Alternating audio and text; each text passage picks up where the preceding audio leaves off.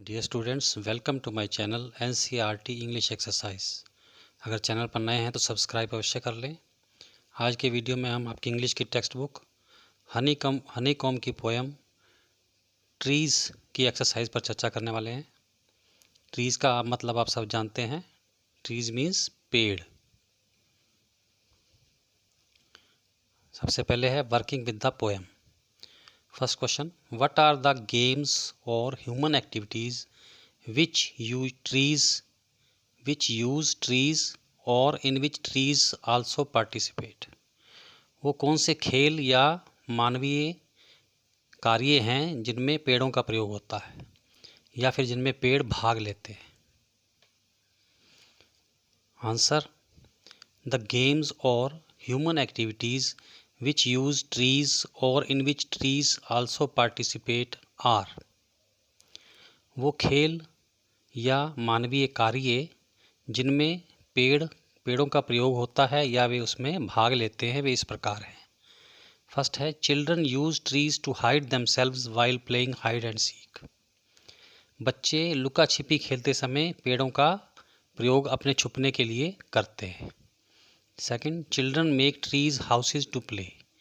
बच्चे खेलने के लिए ट्री हाउस बनाते हैं। Third, adults have their tea parties under the shade of the trees. और बड़े लोग पेड़ों की छाया के नीचे अपनी चाय पार्टीज करते हैं। सेकेंड क्वेश्चन का फर्स्ट पार्ट है, trees are to make no shade in winter. पेड़ सर्दियों में छाया करने के लिए नहीं होते। What does this mean. इसका क्या अर्थ है। Contrast this line with the line immediately before it. इस लाइन की तुलना पोएम में जो लाइन इससे पहले आई है उससे करो। यानी कि पोएम में इस लाइन से पहले जो लाइन आई है उसके साथ इसकी तुलना करो। Answer, during summer the trees provide cool shade. गर्मी की ऋतु के दौरान पेड़ ठंडी छाया प्रदान करते हैं।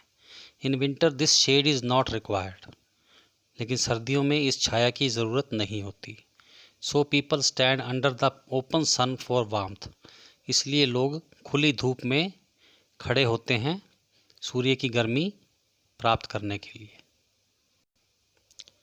सेकंड क्वेश्चन का सेकंड पार्ट है, trees are for apples to grow on और पियर्स। पेड़ अपने ऊपर सेब या नाशपाती उगाने के लिए। Do you agree that one purpose of a tree is to have fruits on it. क्या आप इस बात से सहमत हैं कि पेड़ों का एक उद्देश्य अपने ऊपर फल उगाना है। और do you think this line is humorous. या आपको ये लाइन मजाकिया लगती है। Answer, yes I agree that one purpose of a tree is to have fruits on it. हाँ, मैं इस बात से सहमत हूँ कि पेड़ों का एक उद्देश्य फल उगाना है। This line is not humorous. यह लाइन मजाकिया नहीं है। Humans get a lot of eatables from trees. मनुष्य पेड़ों से बहुत सारे खाने के पदार्थ प्राप्त करते हैं। थर्ड क्वेश्चन है, with the help of your partner try to rewrite some lines in the poem. अपने पार्टनर की मदद से पोएम्स की कुछ लाइनों को दोबारा लिखो और add new ones of your own as in the following examples. और अपनी तरफ से कुछ पंक्तियाँ जोड़ो जैसे एग्जाम्पल्स में बताई गई हैं। Now try to compose a similar poem about water और एयर। और इसी तरह की पोएम आप पानी और हवा के बारे में भी लिखिए। इसका आंसर इस प्रकार है, trees are for birds to build nest in. पेड़ पक्षियों के लिए हैं ताकि वे उसमें घोंसला बना सकें। Trees are for people to sit under. पेड़ लोगों के लिए हैं ताकि वो उसके नीचे बैठ सकें।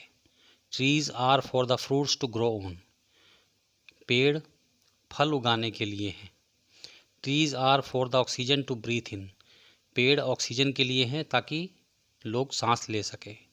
Trees are for everyone to offer some gift. पेड़ों के पास हर एक को देने के लिए कोई ना कोई उपहार है। अब इसी प्रकार की पोएम हम वाटर पर लिखेंगे। Water is for people to drink. पानी लोगों के पीने के लिए है। Water is for people to take bath. पानी लोगों के स्नान करने के लिए है। Water is for children to play with, पानी बच्चों के खेलने के लिए है। Water is for every one a precious gift, पानी हर व्यक्ति के लिए एक अमूल्य उपहार है। अब हम एयर पर पोएम लिखेंगे। Air is for people to breathe in, हवा लोगों के लिए है ताकि वे सांस ले सकें। Air is for kites to fly in the sky, हवा पतंगों के लिए है ताकि वे आकाश में उड़ सकें। Air is for the clothes to dry, हवा कपड़ों के लिए है ताकि वे सूख सकें। Air is for the plants to grow, हवा पौधों के लिए है ताकि वे बढ़ सकें। Air is for the tyres to inflate, हवा टायरों के लिए है ताकि उनमें हवा भरी जा सके। डियर स्टूडेंट्स, इसी के साथ आज का वीडियो समाप्त होता है। Thanks for watching. God bless you.